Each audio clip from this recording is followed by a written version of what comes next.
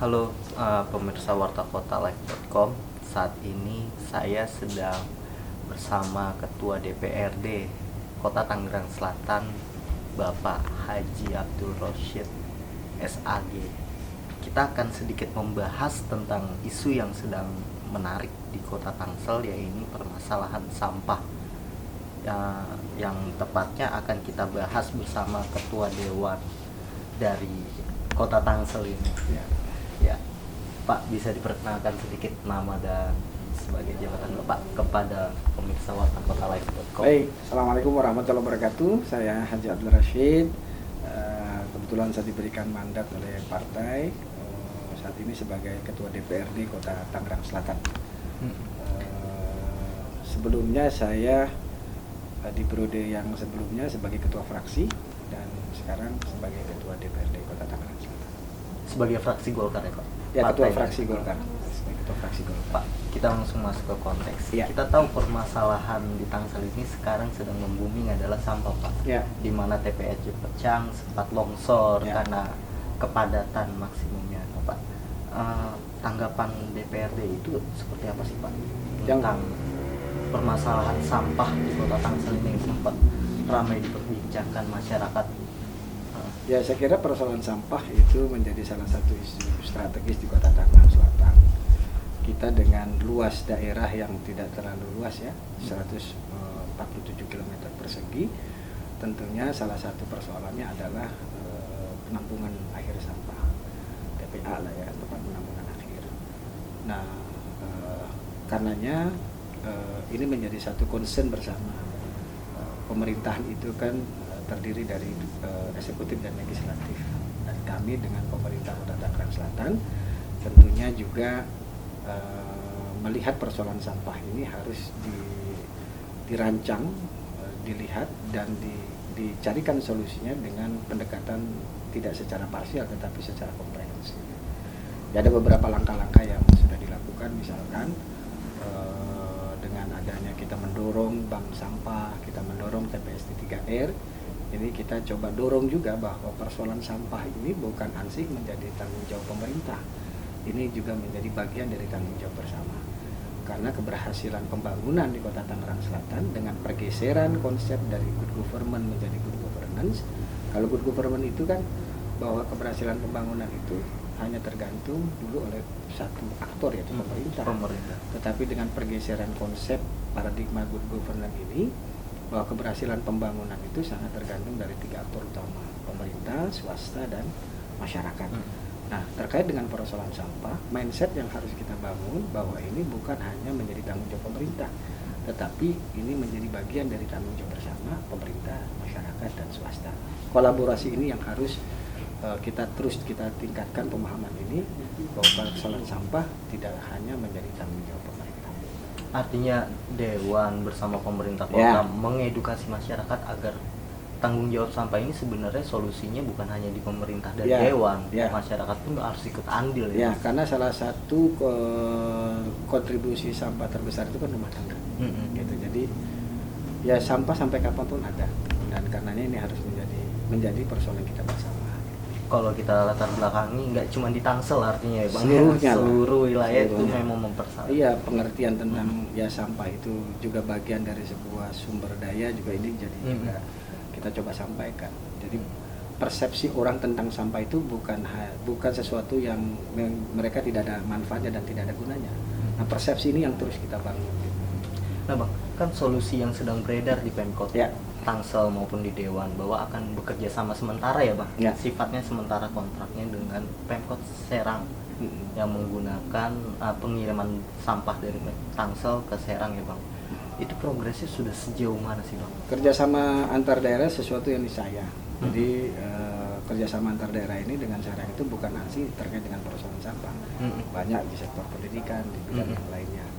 Tapi kalau berbicara khusus berkaitan dengan persoalan sampah, ya memang mekanismenya, tahapannya itu ya harus payungnya kerjasama antar daerah. Ada 11 tahapan itu, yang kemudian dari situ harus melalui mekanisme persetujuan DPRD. Nah, sampai saat ini kita masih di DPRD sendiri kita bentuk pansus terkait dengan persoalan sampah. Dan ini masih berlangsung dan berjalan. Tapi progresnya insya Allah lah selama itu upayanya yang terbaik untuk kepentingan masyarakat, ya insya Allah DPRD artinya secara objektif juga akan memberikan masukan yang terbaik untuk masyarakat. Pansusnya itu sudah dibentuk sejak kapan? Sudah, jadi sudah berjalan. Mekanismenya 15 hari setelah wali kota menyampaikan kepada DPRD, maka 15 hari kemudian kita harus menyampaikan atau merespon terkait dengan surat yang disampaikan, dan kita sudah kemudian kita layangkan lagi, kita memberikan beberapa rekomendasi dari beberapa hal-hal yang kita bahas di pansus. Kemudian hari ini tahap kedua dibahas kembali oleh teman-teman pansus menanggapi terkait dengan apa yang menjadi tanggapan dari rekomendasi kerja-kerja pansus kepada pemerintah kota. Artinya sampai saat ini masih ada 2 tahap ya, lagi karena nanti ada paripurna persetujuan. Nah bang, kan banyak isu nih bang dari masyarakat Serang yang menolak karena mereka 800 ton sehari menciptakan sampah di TPA Cilewong itu ya bang. Nah sampai saat ini mereka ada beberapa LSM, aktivis masyarakat tentang lingkungan itu menolak akan adanya impor sampah ke wilayah mereka gitu. Sebenarnya saya tidak mau masuk ke ranah di sana, jadi ranah pemerintah Kota Serang ya tentunya komunikasi pasti akan dibangun. Artinya kan pro kontra itu sesuatu yang biasa. Jadi tentunya bagaimana ya sebenarnya ini ranah teman-teman dari pemerintah Kota Serang, DPRD tentunya. Saya di sini bagaimana concern untuk memastikan apa yang memang sudah dirancang oleh pemerintah Kota Tangerang Selatan betul-betul nanti punya manfaat dan berdampak baik dan positif untuk masyarakat Tangerang Selatan. DPRD melihat bahwa ini langkah solutif yang terbaik sementara ini untuk konsep besarnya itu kan pembangkit tenaga listrik ya. Pembangkit sampah tenaga listrik lagi. Kan artinya yang saya juga dapat adalah informasi pemerintah sementara waktu untuk menggeser sampai dibangunnya PTSL itu ya. Ya, kan tadi konsepnya tidak boleh parsial, tetapi kita melihat grand design-nya apa, seperti apa dalam konteks penyelesaian persoalan sampah.